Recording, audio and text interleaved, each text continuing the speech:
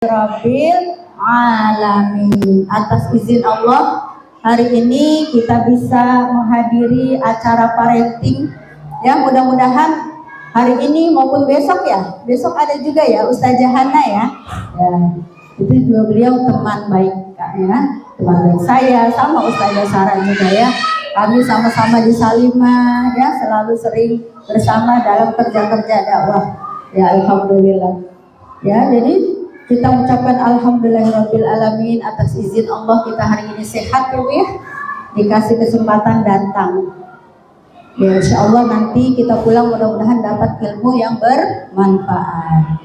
Salawat beserta salam, marilah kita sampaikan kepada qudwah hasanah kita, suri tauladan kita, baginda tercinta Nabi besar Muhammad sallallahu alaihi wasallam beserta keluarga, para sahabat, serta seluruh para pengikutnya hingga yaumil akhir. Amin ya robbal alamin. Ibu-ibu yang dirahmati Allah, ya, ini hari ini saya kan banyak sekali waktu safar ya. Jadi untuk bikin materi ini saya minta tolong.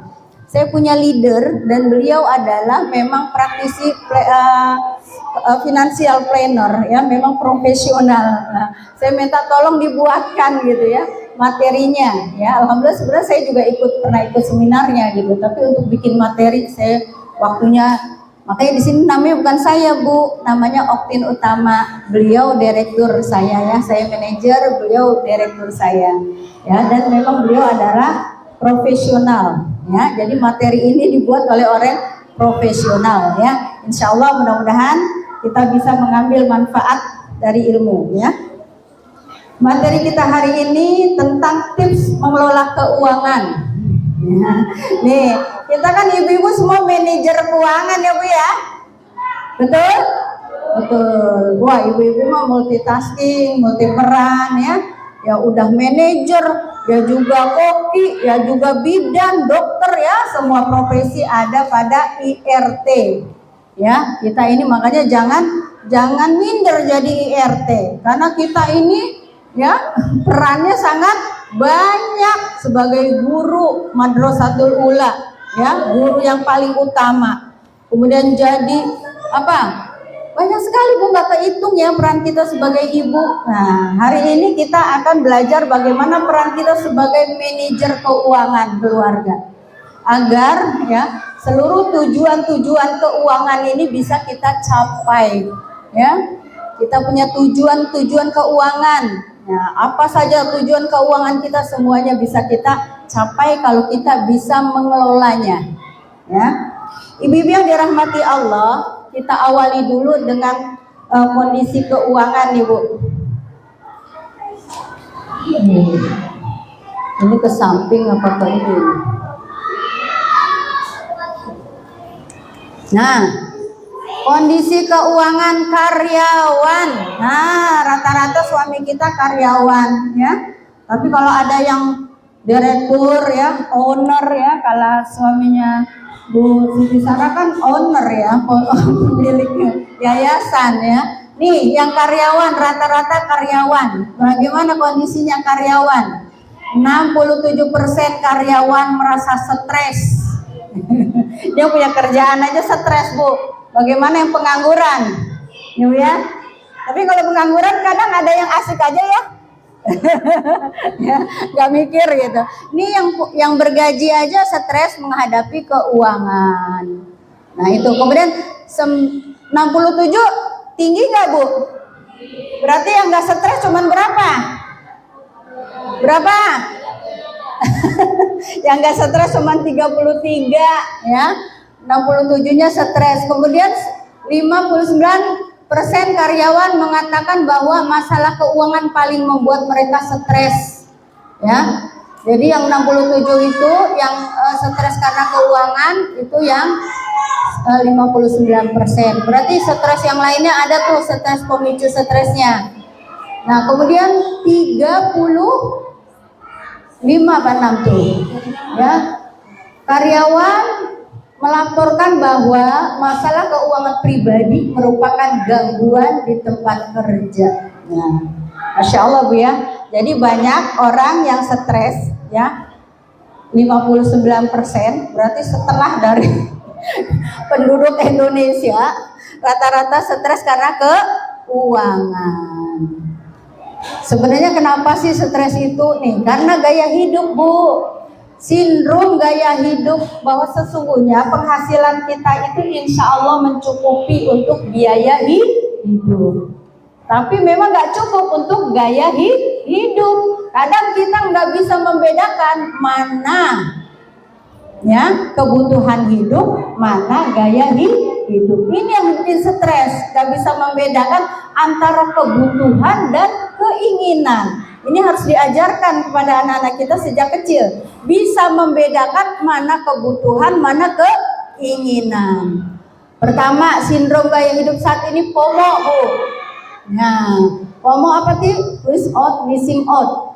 Keberagaman dan kecepatan informasi membuat orang merasa takut, khawatir, gelisah kalau dia sampai kurang mengikuti perkembangan zaman. Ya, pemicu orang dengan budaya konsumtif. Ya, karena kita diserbu oleh informasi lewat gadget-gadget kita. Jadi kita senantiasa kebanjiran informasi. Informasi itu cepat banget, ya. Informasi cepat, kemudian gaya hidup orang, oh dia, misalnya kan kita sering tiba-tiba ada tren makanan apa, oh lagi viral. Nah kita yang nggak nyoba itu stres. Saya belum nyobain nih, waduh saya kudet nih, ya nggak nyobain makanan yang lagi tren. Nah ini pemicu ini Bu, sehingga orang ya memicu gaya hidup konsumtif. Nah ini mau ngikutin begitu terus, stres kita. Nah makanya kita harus bisa membedakan antara kebutuhan dan keinginan. 40% pengguna sosial media medsos ya Bu, merasa ketakutan akan ketinggalan informasi. Ya kalau kita lagi ngobrol tiba-tiba kita nggak tahu nih, kayaknya kita malu banget, udah banget sih lo gitu ya, nggak tahu informasi. Nah kita 40 orang cemas tuh Bu, takut dibilang nggak gaul, takut nggak dibilang nggak update, kudet. Nah gaya hidup yang kayak gini nih memicu banyak stres dan memicu gaya hidup konsumtif. Nah kemudian sindrom gaya hidup ini YOLO, you only live once. Ya kata mereka hidup cuma sekali, jadi nikmatilah. Nah ini banyak terjadi pada anak-anak Gen Z dan Gen Alpha, anak-anak kita ya. Nih jadi hidup ini sekali, ya benar sekali gitu ya. Nah sehingga karena sekali mereka mau menikmatin. Ya. 56% masyarakat Indonesia memiliki pengeluaran lebih besar dari pendapatan, lebih besar pasak daripada tiang. Ya. Ini banyak kan, akhirnya apa yang terjadi? Gali lubang, tutup lubang, sehingga banyak yang menjadi korban pinjol. Ya, apalagi iklan pinjol itu berseliweran. Cukup dengan KTP aja, cair, kamu dapat itu. Iklannya luar biasa, padahal itu adalah riba dan dibiarkan oleh pemerintah. Ya, rakyat kecil ini terjerat pinjol, belum lagi judol lagi. Ya, nauzubillah min dzalik. Ya, ini harusnya negara turun ya untuk melindungi rakyat nih dari cengkraman ya pinjol, cengkraman, judol ya. Porsi pendapatan yang ditabung hanya 16% ya. Jadi pendapatan kita rata-rata nih kebanyakan hanya 16% aja yang ditabung, yang lainnya habis. Padahal berapa idealnya? Nanti kita pelajari. Idealnya berapa dari income kita yang harus kita saving, yang harus kita tabung? Itu ada menurut ilmu keuangan. Nah, gitu ya. Lanjut. Nah, kemudian gaya hidup pokok, takut akan mendapat pendapat orang lain, takut dinilai sama orang lain ketika ia mengatakan atau melakukan sesuatu sehingga mempengaruhi perilaku atau keputusan mereka. Jadi Uniknya orang Indonesia, uniknya orang Indonesia itu salah satunya ada kepo aja sama hidup orang, ya, sering nyinyirin orang. Ada orang begini dinyinyirin, ada orang begitu dinyinyirin, dia nggak tahu niatnya. Contoh nih Bu, yang sering membuat orang itu jadi takut, khawatir dinilai, tadi ini nanti ada tetangga lihat, nanti malu gitu ya. Ini juga memicu stres, sehingga orang itu harusnya dia maju, tapi karena takut nanti, kamu kok jualan ini gitu ya, akhirnya nggak jualan. Takut dibilang misalnya gini, ngapain konten-konten terus, lebay kayak artis aja, so artismu gitu. Padahal hari ini ya, orang yang membuat konten itu sedang bekerja. Mereka bekerja sebagai affiliate. Dia bikin konten tentang panci ya. Kontenin panci buat dijual. Nanti kalau pancinya ada yang CO, dia dapat komisi.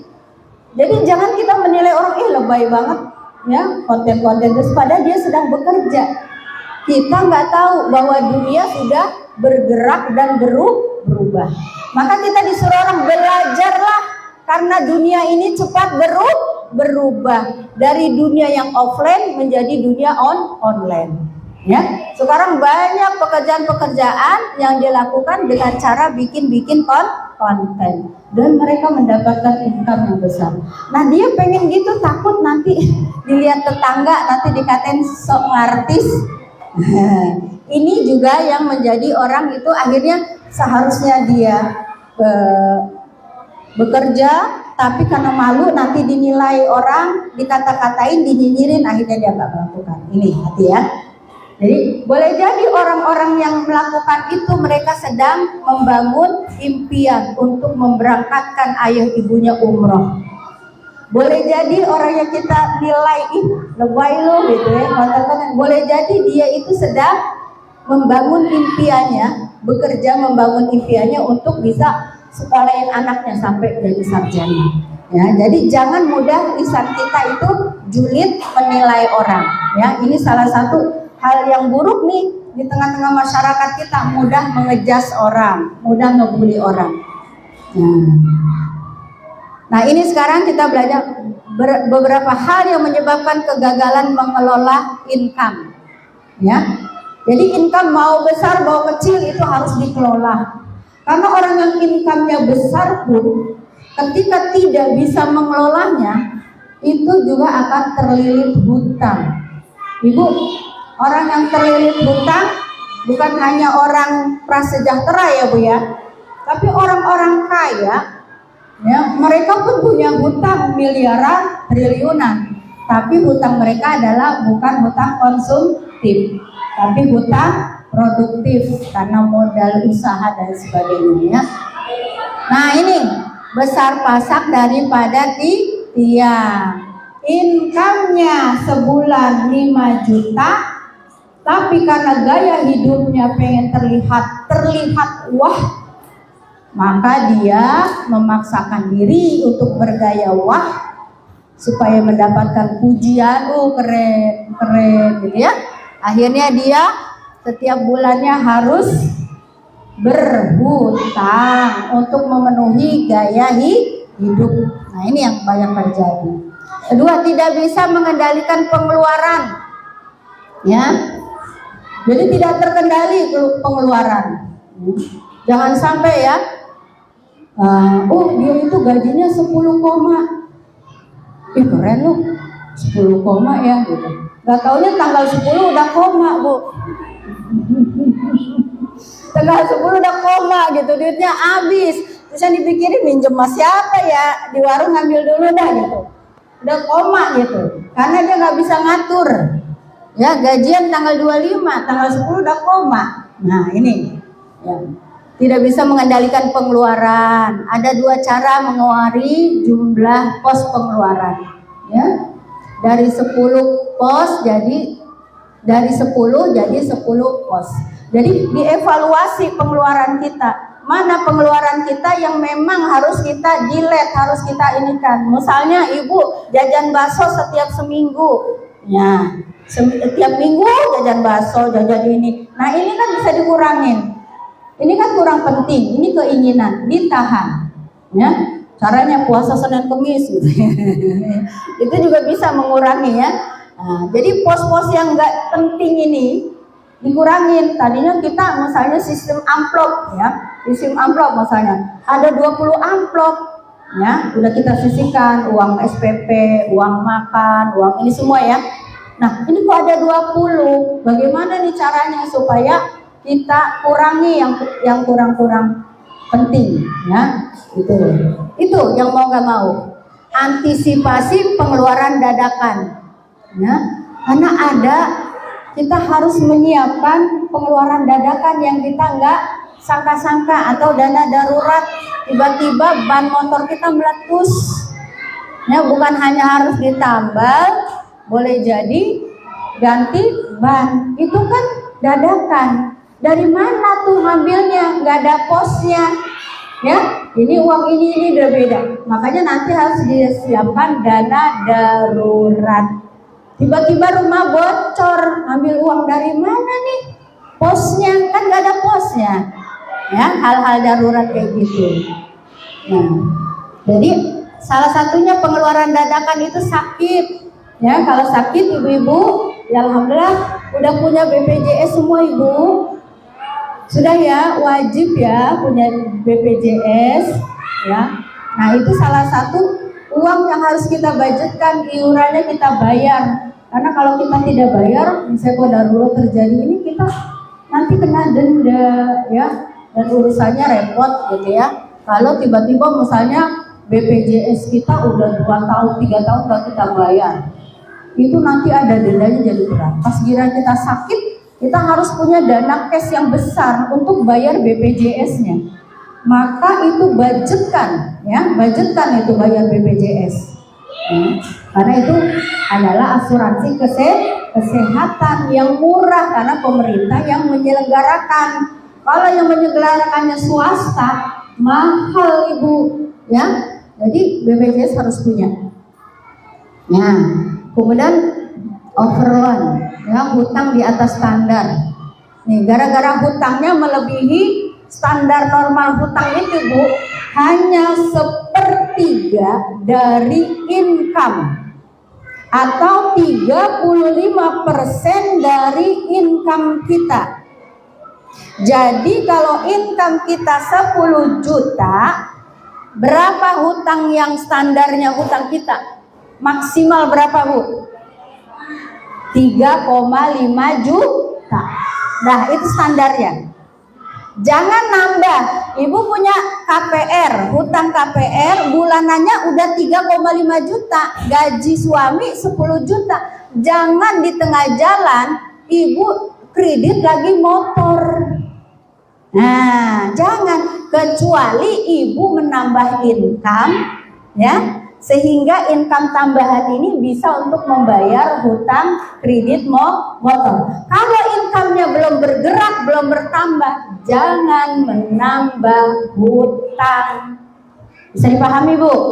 Nah sekarang mulai berhitung, gaji suami berapa, KPR berapa. Alhamdulillah kalau yang nggak pakai KPR ya bu ya, yang punya rumah warisan orang tua warisan mertua, alhamdulillah nggak punya hutang KPR ya. Tapi yang punya hutang KPR berhitung, karena kalau kita mengajukan KPR ya, ini yang syariah ya, KPR usahakan yang syariah. KPR ya, itu dari pihak bank hanya bisa memberikan cicilannya itu maksimal 1/3 dari gaji. Kalau misalnya kita cicilannya misalnya 10 juta, cicilannya ternyata rumahnya itu 5 juta, nggak akan di ACC, tidak akan di ACC ya, karena kita nggak mungkin memenuhi kebutuhan dengan 50% gaji kita ya gitu. Kemudian sering-seringnya bu, tidak ada pencatatan bu, tidak ada pencatatan. Dicatat nggak bu pengeluarannya? Nah alhamdulillah kalau dicatat. Ibu kalau dicatat enaknya tuh kita bisa nostalgia. Saya catatan tahun 97 masih ada bu, catatan belanja saya. Harian zaman dulu 10.000, Masya Allah udah mewah. Pas saya lihat, telur sekilo cuma 6.000. Karena saya tulis setengah kilo telur 6.000, 3.000. 97 telur sekilo cuma 6.000. Terus ya udah lauknya udah mewah itu 10.000. Nah 10.097 ya, itu sekarang berapa kali lipatnya sekarang Ibu? Ya ke warung itu bawa 100.000. Ya ampun, Mas Ronsu gini doang ya. Nah itu. Jadi ada, karena semua berinflasi naik. Jadi nilai rupiah itu jadi seakan-akan turun karena harga ya. Ingat Ibu lagunya Siti Natun. Abang tukang bakso, marilah kemari, aku mau beli 500 perak. Yang banyak baksonya udah berarti bakso zaman tahun 90-an itu 500 perak. Sekarang berapa Ibu? 10.000. Udah berapa kali lipatnya? Berapa? 20 kali lipat. Inflasi terus ya. Itu Bu. Jadi catat pengeluaran kita. Ya, tadi buat nostalgia kalau segini dulu 10.000 udah mewah nih makannya. Ya. Kalau sekarang Bu 10.000 baju mama tempe, ya, matahu. Nah itu tidak ada pencatatan, kemudian tidak ada target prioritas, nggak punya tujuan keuangan. Ya, harusnya kita punya tujuan keuangan. Apa salah satu tujuan keuangannya? Misalnya saya mau haji di umur 50 tahun. Misalnya, berarti dia harus apa dong? Target pertama dia bayar uang porsi. Berapa uang porsi daftar haji? 25 juta. Mikir berapa yang harus saya sisihkan supaya bisa haji. Nah, maka dia sisihkan sebulan itu 500 untuk tujuan keuangan berupa pergi haji. 500 dikali 1 tahun berapa? 6 juta. 6 juta dikali 5 tahun udah 30 juta. Bisa nggak daftar haji? Bisa. Kalau hari ini belum bisa daftar haji, memang Ibu belum punya tujuan yang jelas. Jadi hidup itu punya tujuan. Saya mau pergi haji sebelum usia 45 tahun. Ya, yang masih muda-muda nih. Karena haji itu ibadah fisik Bu. Saya haji usia 45. Di sana yang nenek-nenek yang 80, Masya Allah kasihan. Ya, jadi dari sekarang canangkan, punya perencanaan keuangan untuk haji tak umur berapa. Kalau memang udah punya target, dari sekarang sisihkan. Ya, seperti itu. Itu yang maksudnya tidak ada target prioritas. Atau Ibu punya target, saya mau kuliahin anak di mana, di UI. Dari sekarang biayanya berapa di UI kalau jurusan FISIP, ya, jurusan ini berapa sekarang? Ya, kalau sekarang aja udah lulus itu selesai semua 300 juta. 10 tahun yang akan datang anak kita itu udah 600 juta. Semua jadi pikirin tuh Bu, ya, gitu. Karena berinflasi 10% setiap tahun, gitu. Jadi kita punya tujuan. Oh, anak saya nanti kuliahnya di UI ini, gitu ya. Nah, seperti itu.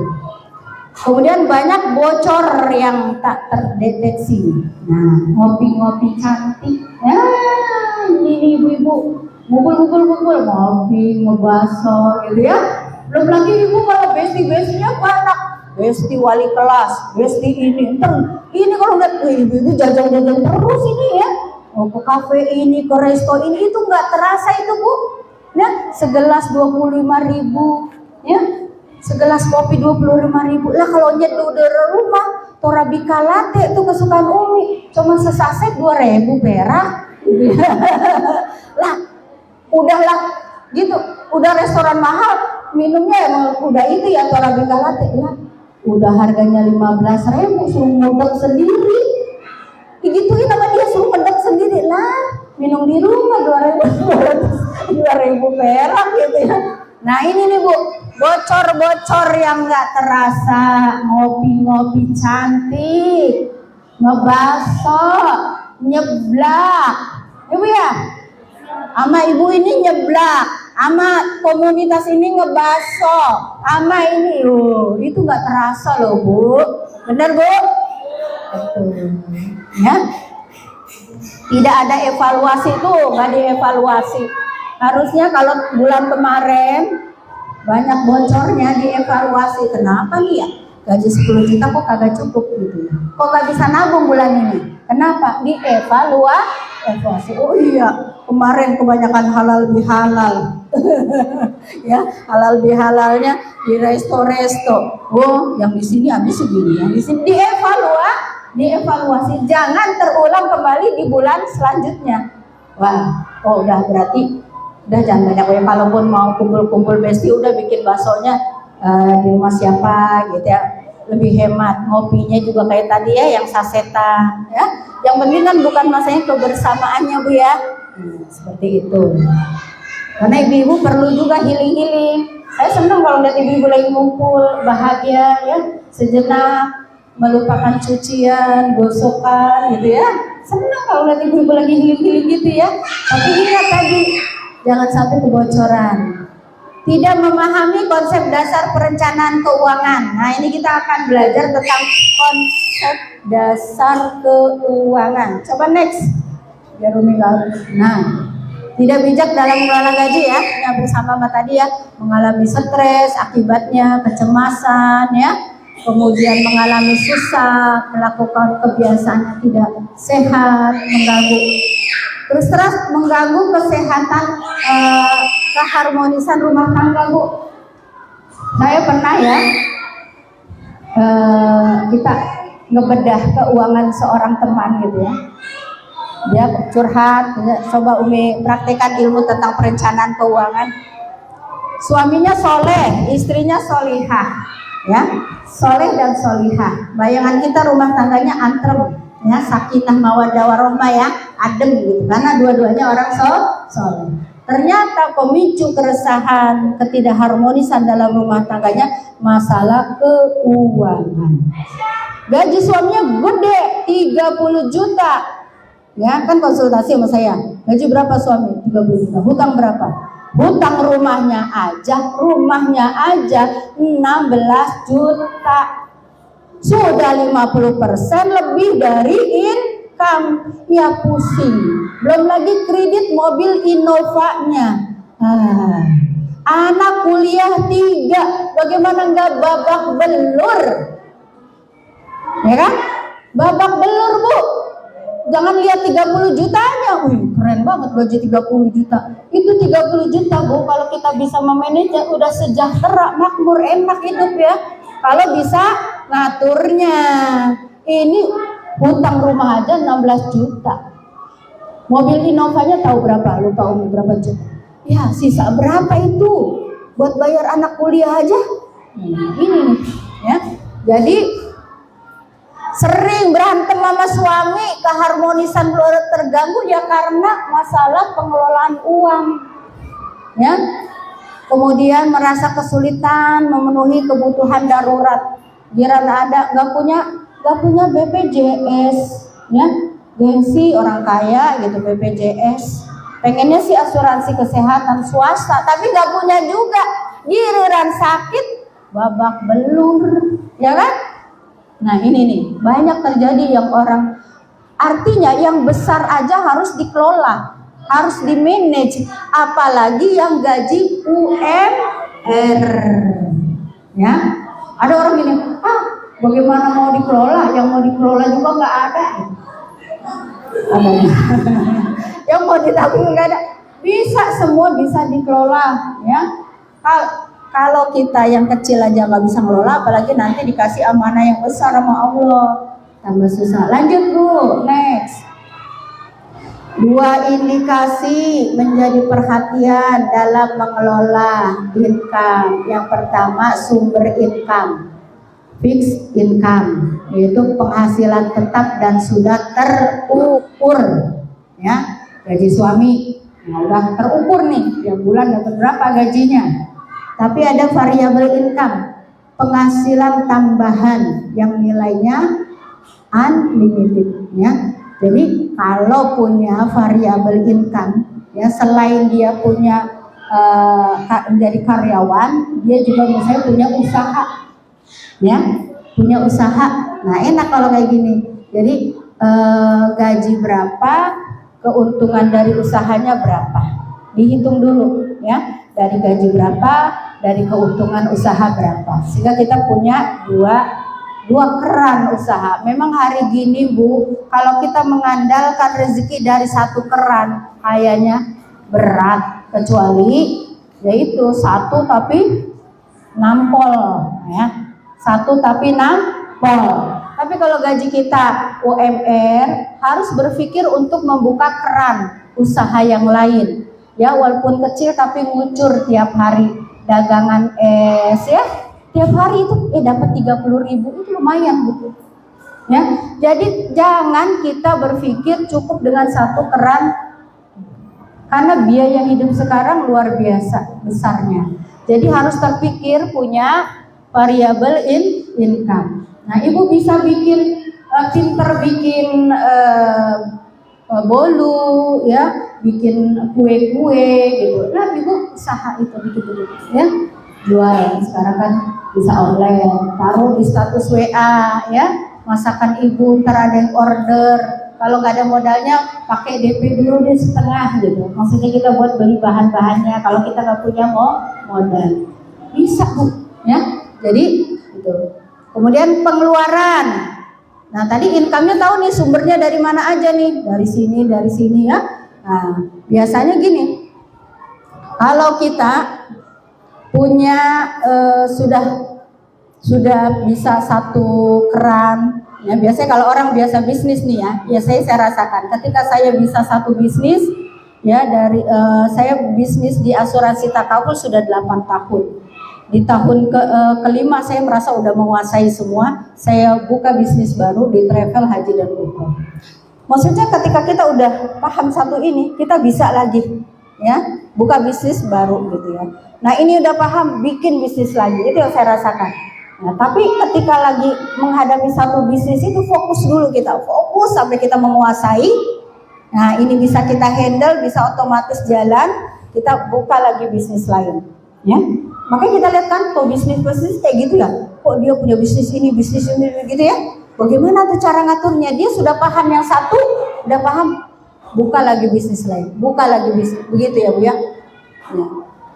Nah kemudian pengeluaran wajib, kalau nggak dibeli akan konsekuensinya baik finansial maupun bukan batas dan terukur. Yang wajib ini apa? Ya tentu yang wajib misalnya kalau punya hutang KPR, bayar hutang KPR.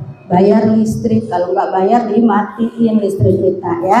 Bayar apa? SPP. Itu kan wajib-wajib tuh. Mana yang wajib-wajib, kita lihat yang wajib-wajib. Kemudian makan ya, makan itu kan yang wajib. Kalau kita tinggalkan itu kita nggak bisa. Nah itu yang wajib. Maka lihat yang wajib mana yang sunnah gitu ya, dalam hal mengeluarkan uang. Nah kemudian ini keinginan tidak menjadi prioritas Bu, keinginan itu ya. Tidak terukur dan tidak ada batasannya. Kalau keinginan itu gak ada batasannya, maka anak kita, ibu ajarkan anak kita mana keinginan, mana kebutuhan. Anak-anak itu diajarkan itu. Nanti kalau mereka terbiasa Dek, kamu minta ini kira-kira kebutuhan apa keinginan ya, nanti dia ini iya. Contoh ya, saya mengajarkan anak saya kan udah dewasa ya. Dari kecil saya mengajarkan anak itu membedakan kebutuhan dan keinginan. Pas dia melihat tetangga beli kereta-keretaan yang bisa jalan itu ya, nah dia pengen. Sedangkan saya uang ini untuk ini gitu ya, nggak ada budget untuk beli mainan yang mahal. Saat itu tahun 2000-an Bu. Sini kan ajak ngomong deh hati-hati. Kakak mau ya kereta itu? Iya mah bagus, bisa jalan. Abang tahu nggak harganya berapa? Katanya 60.000 mah. Tahun itu saya bilang, nah 60.000 itu seharga satu beras karung beras. Mau kakak kita beli itu tapi kita nggak bisa makan. Anak bisa loh diajak ngomong gitu. Oh gitu ya mah. Iya kalian ya, itu harganya sama dengan satu karung beras. Waktu itu beras segitu, 60.000 per karung, yang 10 kilo kalau nggak salah. Nah, akhirnya anak saya, oh ya udah kalau kayak gitu kakak beli yang murah aja, yang 5.000. Anak bisa diajak ngomong, Bu, diajak bicara. Nah, bukan mama gak punya uang, tapi uang ini untuk ini. Sehingga anak tuh kalau mau apa-apa dia nanya, mama punya duit nggak?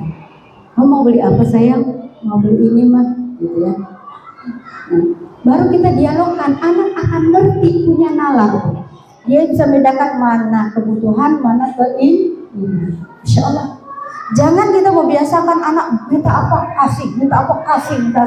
Saya punya teman dulu ya seangkatan. Dia punya anak yang selisihnya sama kayak anak saya, cuma selisih 2 tahun, sama-sama laki-laki juga. Itu dia kalau beli mainan, misalnya beli kapal-kapalan, dua-duanya kapal. Saya bilang, Bu, kenapa dibeliinnya sama? Habis suka berebutan kalau nggak sama. Justru ibu ajarkan dia untuk kakak kalau sama nanti sama-sama bosen. Coba kakak beli kapal, adik beli kereta. Nanti kalau kakak bosen kapal, bisa pinjam punya adik. Ajarkan begitu, Bu. Jangan setiap beli mainan sama. Anak tidak diajarkan untuk bisa bernego, berbagi kayak gitu. Budget buat mainannya juga berapa itu? Kalau cara asuh kita begitu, jadi ajarkan. Ya, anak-anak kita bisa membedakan kebutuhan dan keinginan. Keinginan bisa ditunda. Kakak mau ya? Kalau kayak gitu kakak sisihkan ya jajan kakak setiap hari sekian. Kakak dapat berapa dari mama? 5.000. Coba sisihkan 2.000 bisa tiap hari, bisa lah. Ini celengannya. Kakak tahu ya. Dan dia senang ketika bisa berhasil membeli mainannya dari uang tabungannya. Ajarkan anak begitu ya. Itu. Lanjut, Bu. Perencanaan keuangan atau financial planning, proses mencapai tujuan hidup ya. Jadi proses mencapai tujuan hidup seseorang melalui manajemen keuangan secara terencana. Ya, lanjut. Nah, jadi temukan cara mengatur income. Ya, cara mengatur income ya. Memulainya tentukan tujuan keuangan kita. Ya, kayak ibu pesen Gojek. Ya. Ibu pesen Gojek, pertama ibu apa? Tentukan titik tujuannya dulu kan? Dari TK Otoman mau kemana? Ya, saya minum dulu ya.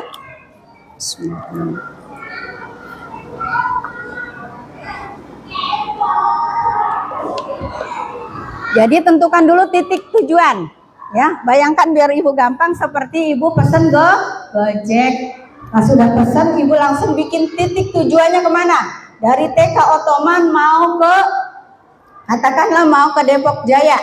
Ibu mau ke pasar ya. Ibu tentukan dulu titiknya, ya, titik tujuan. Ya sama, tentukan tujuan keuangan kita. Ya, sesuai dengan standar perencanaan keuangan yang ditetapkan. Ya, tujuan keuangan kita untuk apa tuh? Contoh, untuk menyiapkan biaya kuliah anak. Misalnya tuh, ibu udah tentukan titiknya. Anak ibu sekarang usia berapa? 5 tahun misalnya ya. Usia 5 tahun, ibu mau menyiapkan biaya kuliahnya. Berarti masih ada waktu 13 tahun untuk menyiapkan tujuan keuangan kita untuk biaya kuliah. Ibu lihat tahun ini berapa biayanya tahun ini, bisa di browsing. Ya, googling. Biaya misalnya kuliah di UI jurusan kesehatan masyarakat misalnya ya. Tahun ini berapa? Ya, tahun ini berapa? Kalau tahun ini 100 juta, gitu saja, maka ibu harus kalikan 10%. Ya, setiap tahun ini 13 tahun. Itu ibu kalikan. Ketemulah nominalnya, misalnya berapa? Ya, katakanlah gampangnya, nominalnya katakanlah 700 juta. Itu titik yang harus kita ini ya. Begitu Bu, tentukan titiknya dulu. Nah, kita berangkat dari sekarang. Itu Bu, ya, tetapkan. Baru kita punya tujuan ini. Tujuannya tetapkan dulu keuangan kita jangka panjang. Nanti ada jangka pendek yang 5 tahun gitu ya. Nah ini pertama, dalam mengelola keuangan itu ada A dan B. A itu adalah keamanan keuangan. Yang penting aman dulu Bu. Jangan ujuk-ujuk ibu pengen nyaman, aman dulu. Susah kita nyaman kalau belum aman, ya. Nah, bagaimana supaya uang kita aman?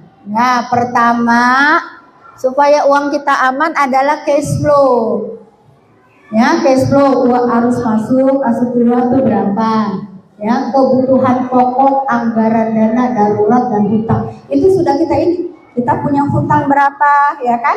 Kebutuhan pokok berapa, ya? Terus dana darurat berapa yang harus itu dulu, cash flow-nya itu udah aman dulu, ya. Cash flow-nya aman, ya. Nah, ada dana darurat juga disisihkan. Nah, setelah cash flow-nya udah jelas, nah yang keduanya adalah manajemen risiko. Beda dengan dana darurat. Kalau dana, alhamdulillah, desanya pemikiran gerah banget, ya.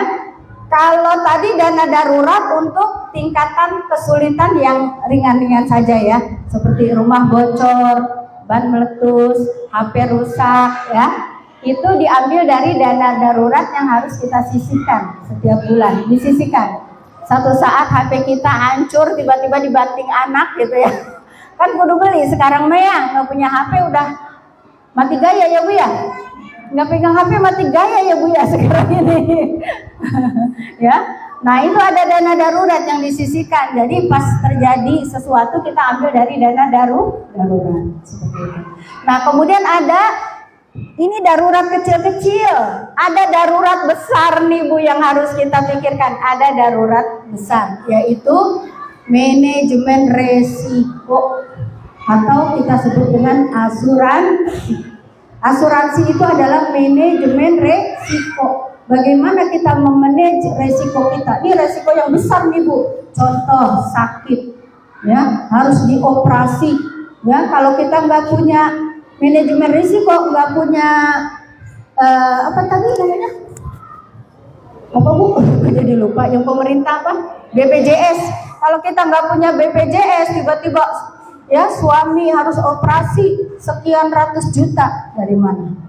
Makanya penting, wajib ibu punya keamanan berupa BPJS. Atau resiko apa lagi? Selain sakit yang membutuhkan biaya besar, yaitu resiko terjadi tutup usia pada pencari nafkah. Ya. Nah ini, kalau kita meninggal saat anak-anak kita sudah dewasa, anak kita udah mandiri, udah bekerja, udah rumah tangga, itu mah gak masalah. Yang masalah, na'udzubillah min dzalik, ya, suami sebagai pencari nafkah utama tutup usia di usia produktif saat anak-anak kita kecil, butuh biaya besar pendidikan. Ini resiko besar. Ini harus kita persiapkan lewat apa? Asuransi jiwa. Pilih yang sesuai syariat dengan akad saling tolong menolong. Jadi berkah. Ibu ikut, ibu berarti bersedekah.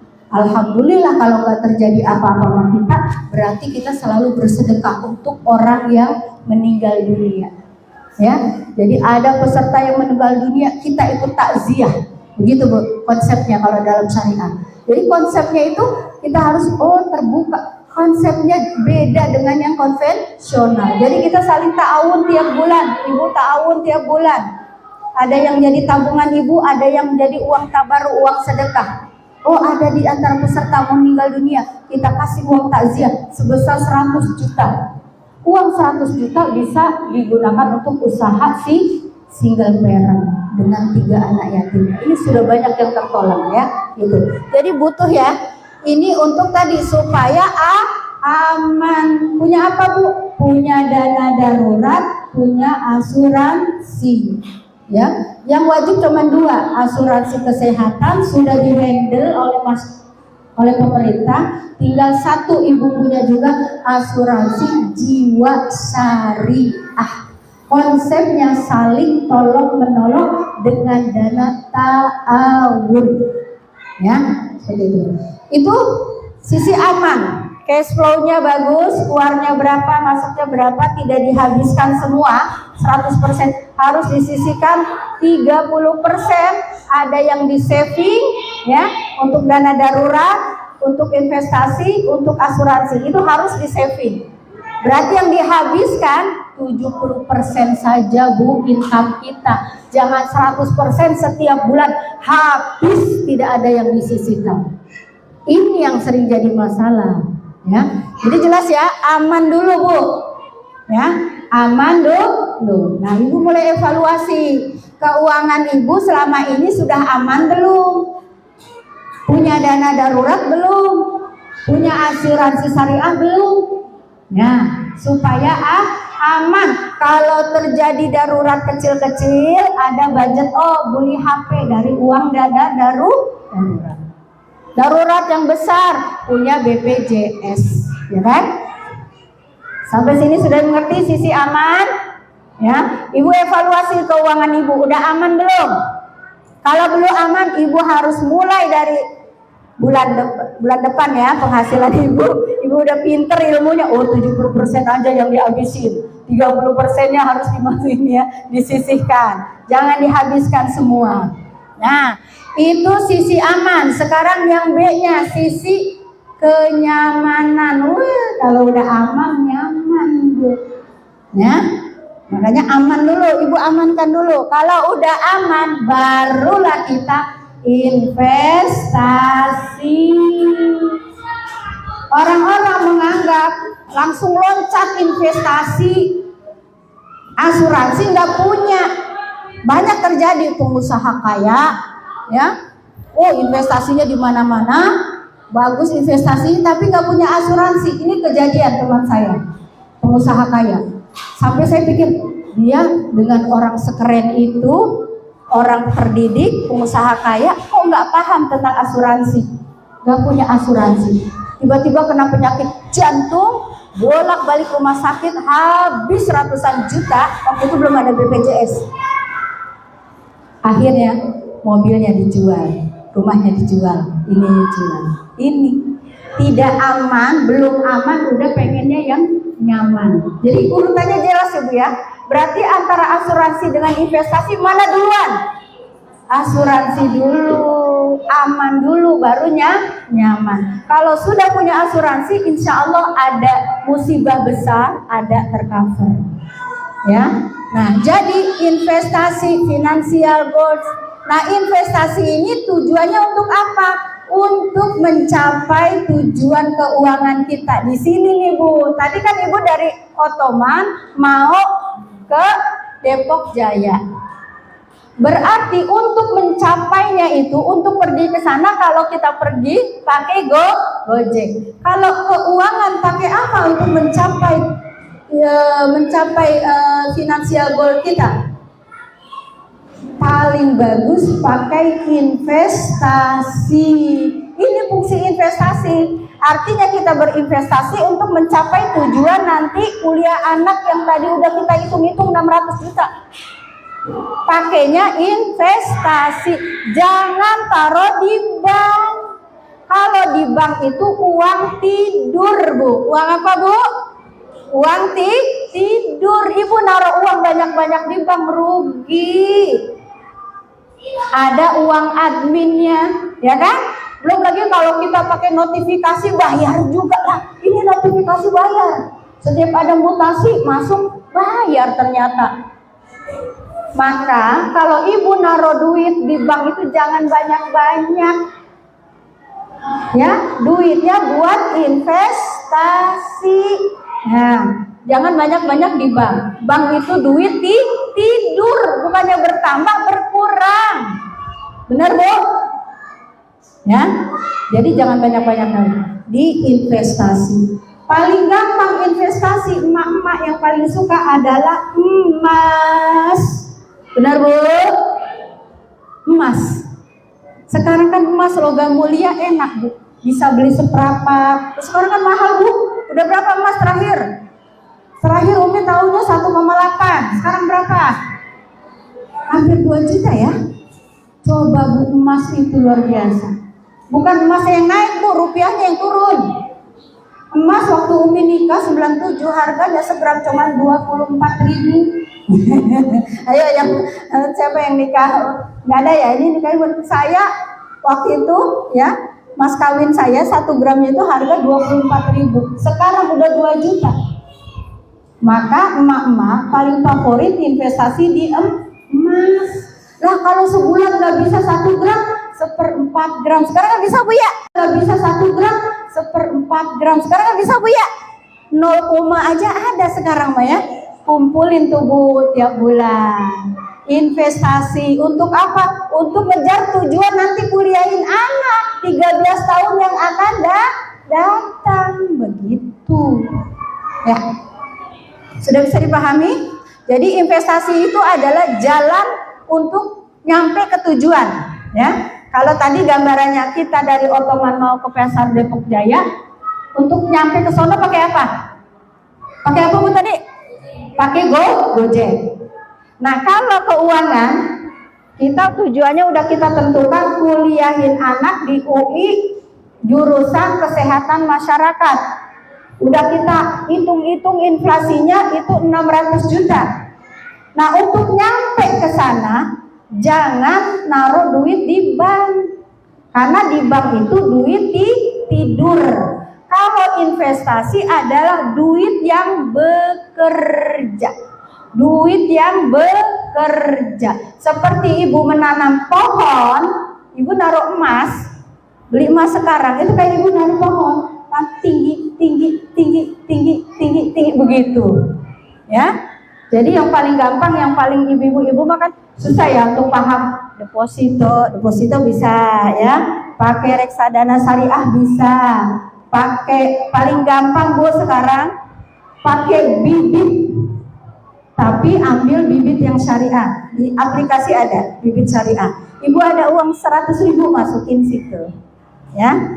Umi pakai begitu tuh, nyimpan di bibit syariah. Kita naruhnya di apa? Reksadana sama deposito syariah. Taruh ada uang 100.000, taruh kayak beternak Bu. Entar segini bagi hasilnya lumayan. Bisa kita lihat pantau. Oh iya, uang saya udah nambah segini. Itu hasil bagi hasil, bukan bunga kalian sekalian. Bagi hasil. Jadi ibu bisa pakai aplikasi bibit tapi pilih yang syariah. Jadi tidak terkena dosa riba ya. Semua pakai syariah, jangan pakai konvensional. Nah, investasi sudah paham sampai sini Bu? Berarti untuk mencapai tujuan kita kepada tujuan keuangan kita ke depan, pakainya pakai apa Bu? Pakai apa tadi? Investasi. Bentuknya apa saja? Banyak. Ya, investasinya banyak. Bentuk-bentuknya yang paling mudah logam mulia. Atau ibu beli apa? Investasi tanah ya, beli tanah sekarang. 10 tahun akan datang harganya berkembang ya. Ibu investasi apa? Nah seperti itu Bu maksudnya. Jadi investasi uang yang bekerja, bukan uang tidur. Uang ditabung itu uang tidur. Ntar lama-lama kalau nggak nambah tabungannya, dikit-dikit berkurang sama uang admin ya. Kemudian nih keamanan, yaitu dana hari tua atau dana pensiunan. Sini ada yang PNS, ASN, ada sini. Mana tunjuk. Nah, dikit yang PNS ya. Nah, ini yang katanya paling tenang hidupnya. PNS katanya udah ada dana pensiunannya. Nah, ini kebanyakan swasta. Ya kan? Nah, swasta ini kita harus bikin dana pensiunan sendiri Bu. Dana pensiunan sendiri. Caranya bagaimana? Caranya tadi boleh pakai investasi, ya, atau pakai asuransi boleh, ya, bisa, ya. Kalau pakai asuransi ada proteksinya, dana pensiunan plus ada proteksinya. Kalau sewaktu-waktu terjadi resiko ada dana santunannya, tapi uangnya juga ada. Tapi kalau ibu murni dana pensiunan, ya, ibu naruh di ini, ya, di investasi yang sudah disiapkan untuk hari tua, ya. Jadi sisihkan 5% saja dari income kita untuk kita simpan untuk hari tua kita, sehingga nanti hari tua kita tidak bergantung 100% sama anak-anak kita. Tiap bulan nunggu pengasihan dari anak, jangan. Karena anak kita juga punya tanggung jawab untuk menafkahi keluarganya masing-masing, ya.